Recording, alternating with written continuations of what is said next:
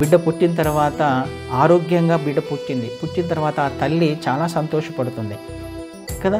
అయితే ఈ పుట్టిన బిడ్డను ఏ విధంగా పెంచాలి అన్నది ఇప్పుడు తల్లి చేతిలో ఉన్న ఒక టాస్క్ కదా. తనని ఏ విధంగా పెంచాలనుకుంటుంది, ఏ విధంగా పెరగాలనుకుంటుంది.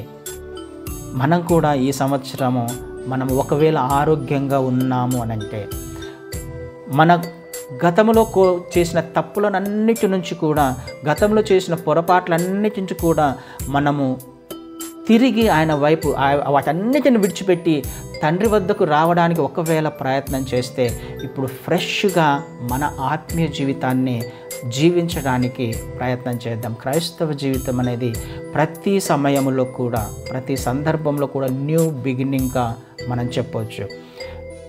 మనకు నిజంగానే మారు మనసు ఉంటే గడిచిన జీవితము, గడిచిన కాలాలలో, గడిచిన పరిస్థితులలో నేను సరిగా జీవించలేదు అని ఒకవేళ మనం అనుకున్నట్లయితే ఈరోజే తిరిగి నువ్వు నూతనంగా జీవించవచ్చు.